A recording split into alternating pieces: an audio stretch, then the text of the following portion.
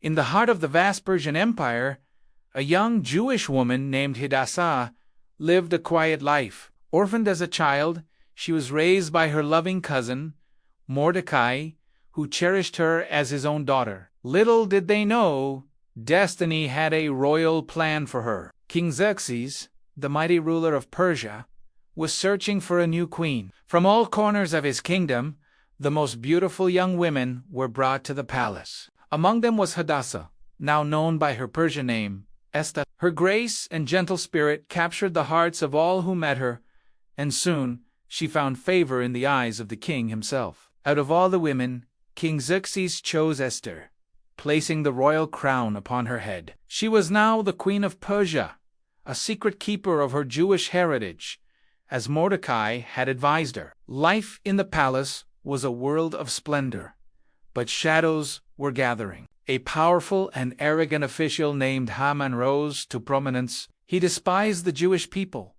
and his hatred grew especially venomous towards Mordecai, who refused to bow down to him. Consumed by pride and rage, Haman devised a wicked plan. He went to the king, poisoning his mind with lies about the Jews, claiming they were a disloyal people who followed their own laws. He convinced the king to issue a decree on a specific day. All Jewish people in the empire, men, women, and children, were to be destroyed. When news of the terrible decree reached Mordecai, he was overcome with grief. He tore his clothes and sat at the palace gate in mourning. He sent a message to Queen Esther, telling her of Haman's evil plot and the impending doom of their people. He urged her to go before the king and plead for their lives. Esther was terrified. No one, not even the queen, could approach the king uninvited. The penalty for doing so was death, unless the king extended his golden scepter. How could she risk everything? But Mordecai's words echoed in her heart. Who knows if you have not come to the kingdom for such a time as this? Realizing the weight of her calling, Esther's fear turned into resolve. She sent a message back to Mordecai, asking him to gather all the Jews in the city to fast and pray for her for 3 days and 3 nights.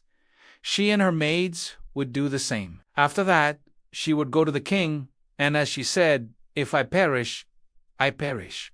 For 3 long days, a wave of prayer swept through the Jewish community. Esther, in the solitude of her chambers, humbled herself, seeking strength and wisdom from God. Her lavish royal robes were set aside as she prepared her heart for the most dangerous moment of her life. The fate of her entire nation rested on her shoulders. The 3rd day arrived. Dressed in her finest royal garments, Esther took a deep breath and stepped into the inner court of the king's palace. Her heart pounded in her chest as she stood, waiting, her eyes fixed on King Xerxes.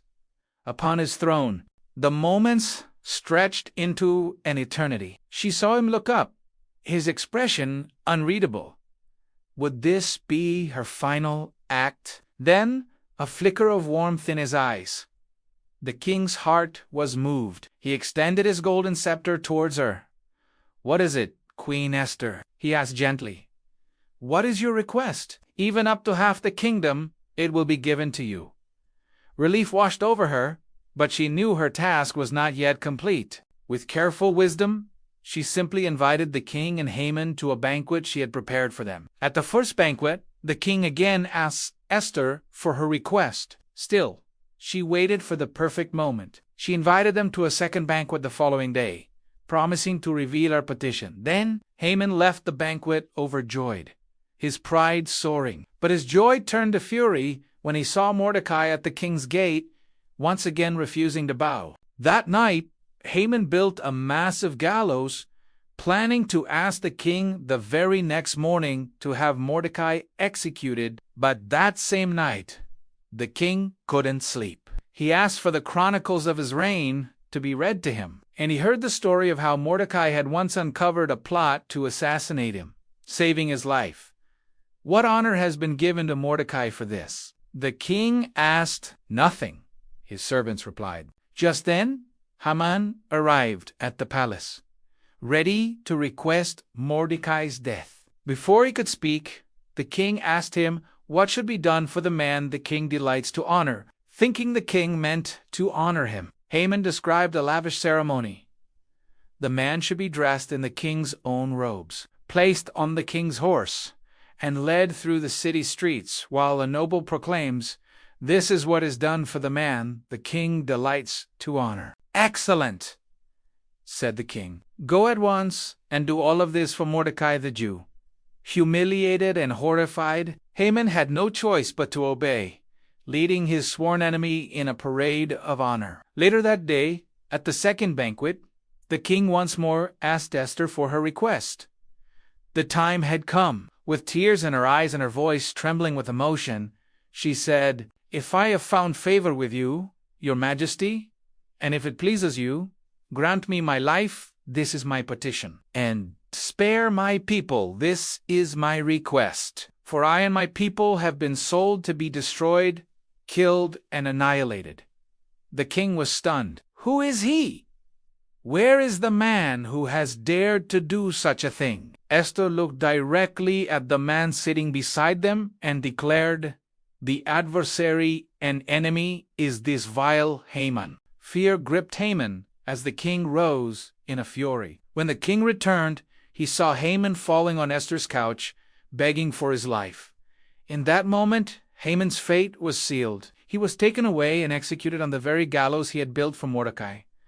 But the danger was not over. The king's first decree could not be revoked. So King Xerxes gave Esther and Mordecai the power to write a new decree. It was sent throughout the empire, granting the Jewish people the right to assemble and protect themselves against any who would attack them on the appointed day. When the day came, instead of being a day of destruction, it became a day of victory and deliverance for the Jewish people. They defended themselves and celebrated their miraculous salvation. Joy and light spread throughout the kingdom. The fear that had once gripped the Jewish people turned into feasting and celebration. The holiday of Purim was established, a time to remember forever how God had turned their sorrow into gladness. Queen Esther was honored not just for her beauty, but for her incredible courage, wisdom, and faith. She, a once-unknown orphan girl, became a hero who risked everything to save her people.